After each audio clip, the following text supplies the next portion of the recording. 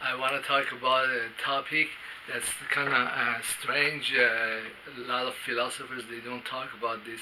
I think there is one economist, I forgot his name, that he was saying that a lot of technologies that develop, they develop either at the wartime or before a war happens, because countries like Israel or United States, they are interested in invading other countries and killing their people and overthrowing their government and doing all this stuff internationally.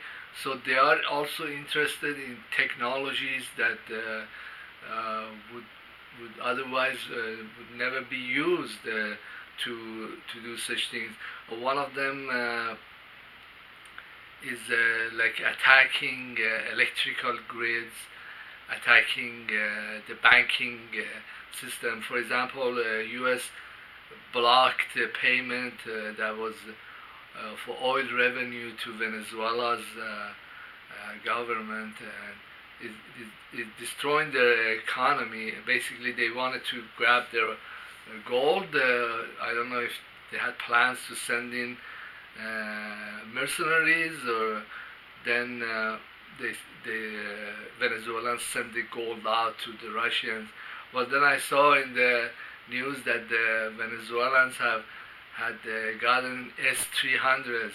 Now it's like much harder to send in regular aircraft to bomb them. So and then also the Russian nuclear bombers over there. So basically, the Venezuelans and the Russians are learning from what happened in Syria, and they are confronting the United States in its methods of damaging the banking system, damaging the food supply chain, damaging, taking sides with the belligerent little minorities, like they say somebody else is the prime minister. So it's basically extension of asymmetric warfare into all kinds of areas, and the Americans and the Israelis, they are now looking at the reaction, or I talked about this in another video, technology transfers and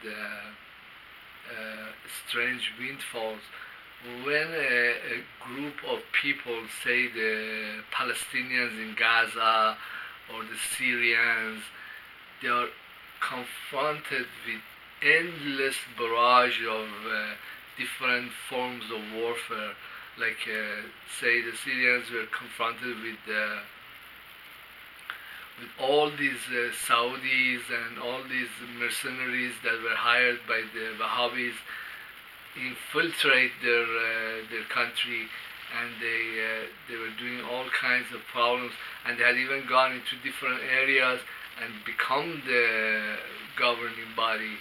It just suddenly, like a foreign country just wrote some checks and had some people come into your neighborhood, and well, then the Syrians, they reacted very harshly in the beginning.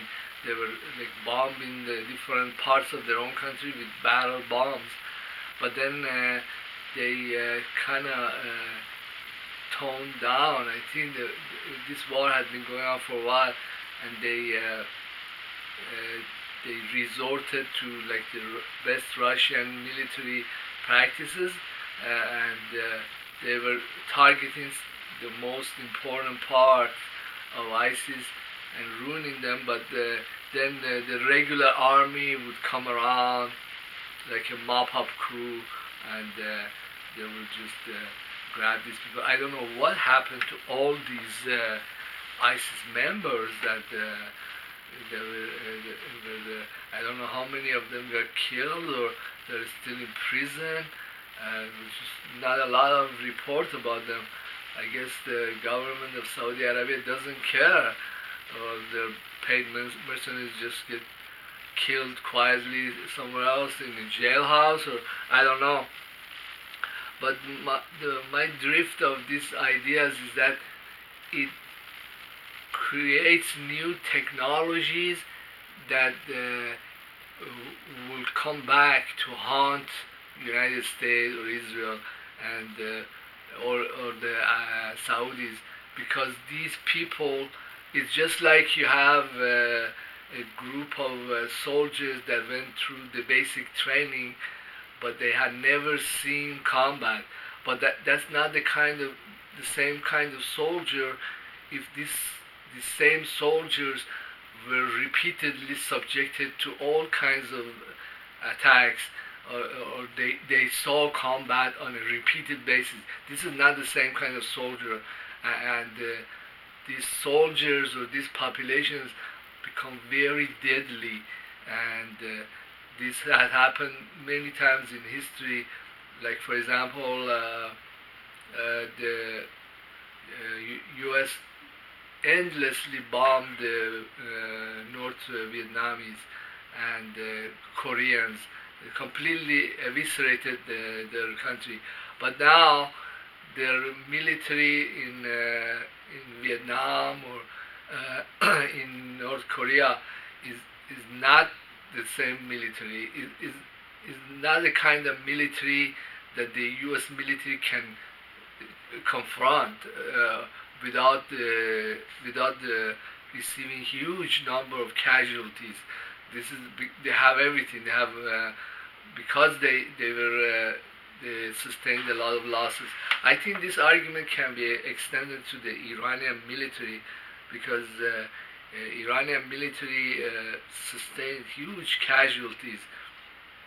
They were basically caught with their pants down, and then they didn't have very good weapons. They had some old weapons, and they had to go everywhere in the world and find weapons that they could deal with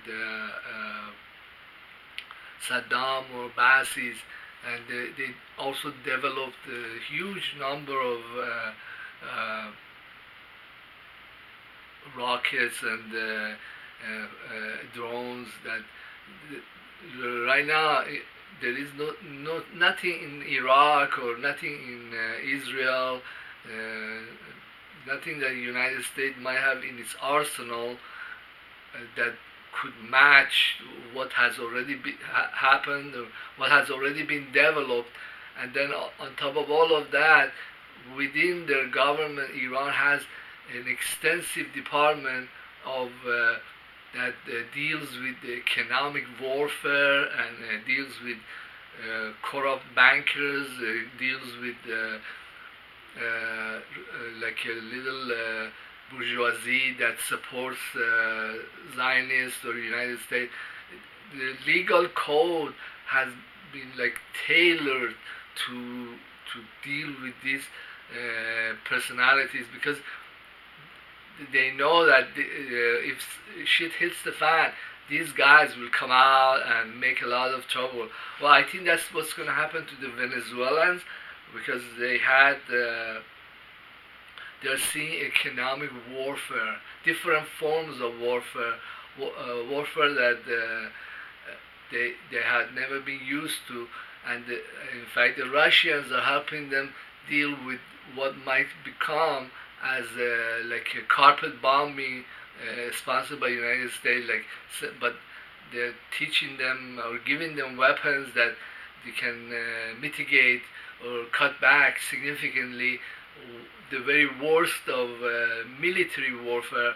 But then I saw that they were engaged in making contracts and bilateral relations with China, Russia, Iran, and other countries to mitigate the economic warfare.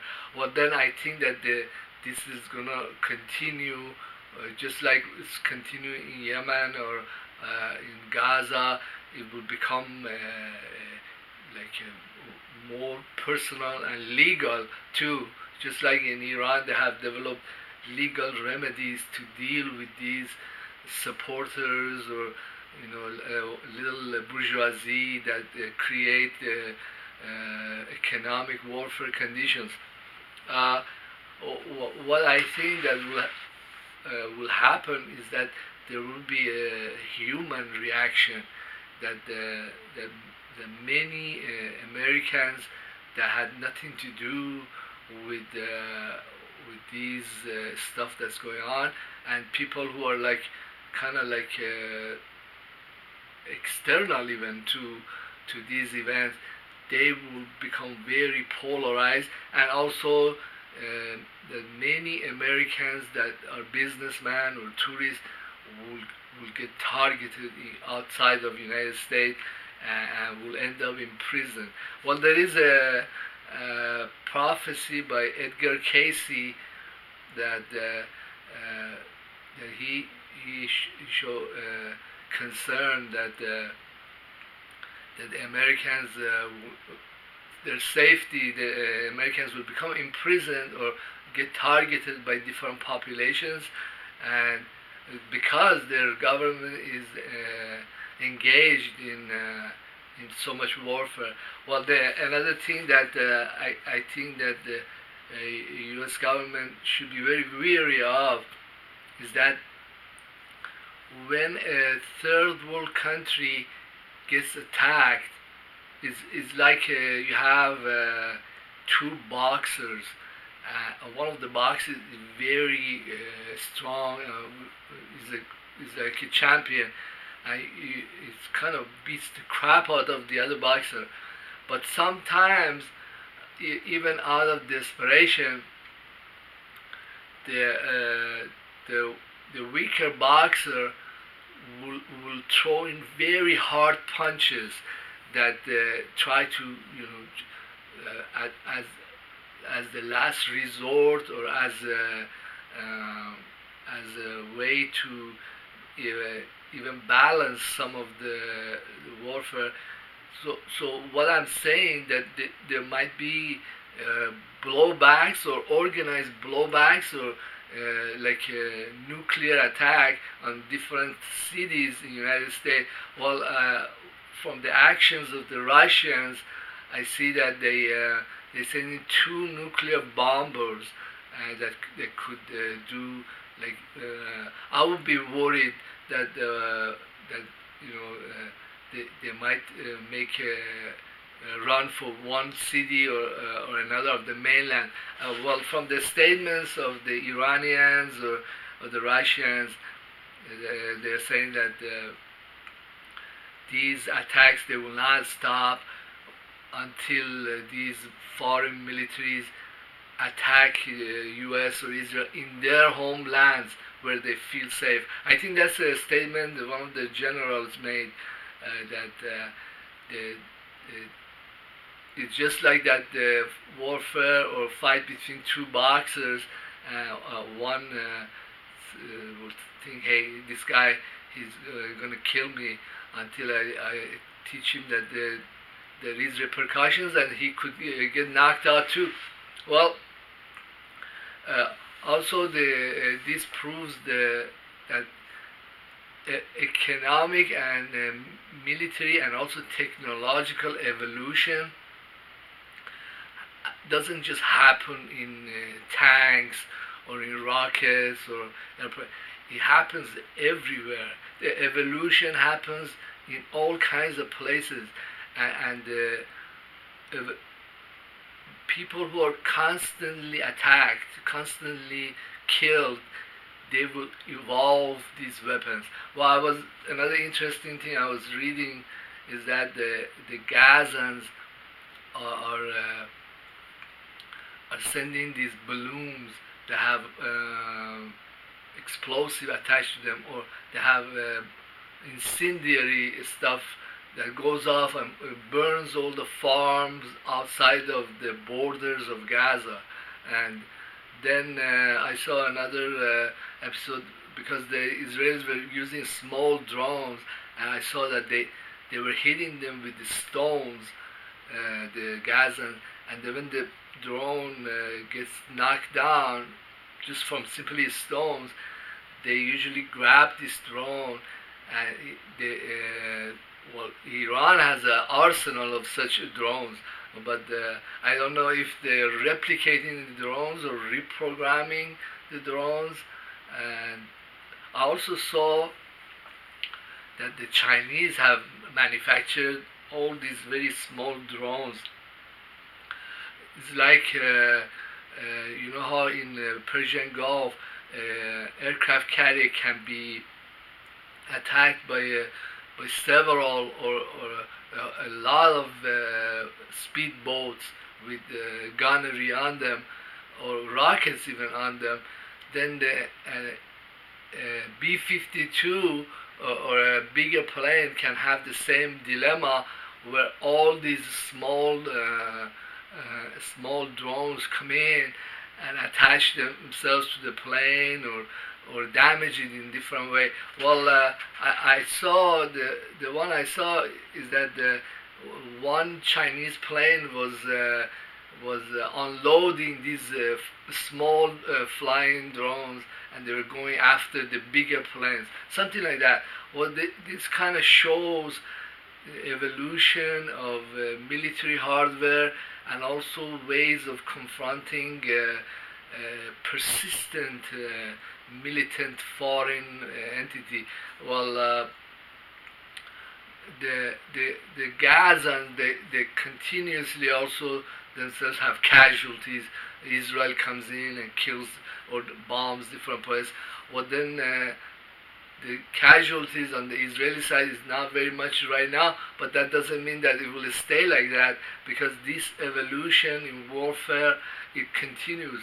Well, the last attack, the rocket that were fired, the two rockets that were fired, they both landed, and they were very much close to Tel Aviv, which is like where there is Iron Dome, and they did a lot of damage too, something like that. Well, I think this process is going to continue with Venezuela. Another thing that I noticed, that the militancy and militarization will go into all areas, also into diplomatic channels, because Trump went ahead and discontinued foreign aid to like 3 Latin American countries, like Honduras, and I think it was another one was Guatemala, and last one I thought was El Salvador. So it means that like warfare, or asymmetric warfare, and also evolution in the manner of fighting and warfare, it is spreading all kinds of places. And I think it will also go into the legal system, that you don't know that you're going to, like Guatemala, that the DA in Guatemala has a little deal with the Venezuelans, and he will be coming after you, or expel you, or confiscate your property. Or they will become just like the Iranians, where they have the whole department that deals with the economic warfare and undermining of their economy. Well, I think that also there is a lot more blowbacks and how it will affect. Well, another interesting thing that I saw was that many countries, they really don't need foreign trade with the United States or Israel or Saudi Arabia, and these countries are really just bleeding capital, because all the stuff that you would consider good weapons and good medicine or food stuff, they're produced in such huge quantities and such cheap rates in all kinds of places. Then a country like Venezuela, when it comes under attack, it will simply go into another supplier and ask them, hey, we want power plants because our power plants were damaged by U.S. Well, Iran makes power plants. I don't know if in the future they'll be giving them to Venezuelans as foreign aid. And then another interesting thing that I noticed is that the Americans transported 50 tons of gold out of Syria, basically stole it. And then when you calculate when I calculated the value of this gold, it was like $2 billion. Well, it was in comparison, if you're used to thinking like a logistic person, in comparison, it seems to be a puny reward for all the warfare and all the cost that's coming back this way, and also shows that the smaller countries, because they don't engage in warfare, because they don't waste their resources on these stupid things, they're become very wealthy. For example, the scale of this gold loot, or 50 tons, was 7 times bigger than the stated official gold holdings of Federal Reserve. I mean, and then we don't know how much the Chinese have in their gold reserve, maybe 1,000 times, or it just shows that countries that save their resources, they don't engage in warfare, they have normal relations, they have become very wealthy, and just the loot shows the extent of their wealth. Well, it's just like some biologists were trying to figure out how many animals are in a given rural area, and then, well, they found the metric, and the metric was the number of quitters that come in and get hit by the car and they die on the road. So they kind of recorded these numbers, and by just using a scale or experimental scale or theoretical scale or a multiplication factor, you can kind of figure out for every animal that got hit and get killed, well, there's so many more animals that they didn't. So it shows the scale of the number of rodents that might be in an area. Or this loot shows, from a small country, shows the scale of wealth that the world is acquiring, independent of all the crap that's going on with U.S. It shows the stupidity of warfare and engaging in these useless wars, and maybe there will be very hard blowback. Well, thank you very much for being my YouTube channel. Please subscribe and leave a comment. My stuff is research. You'd be very hard pressed to find something like this on the internet. Well, I'm not competing with Celente or Kaiser Report or even Greg Hunter. Thank you very much. You have a nice day.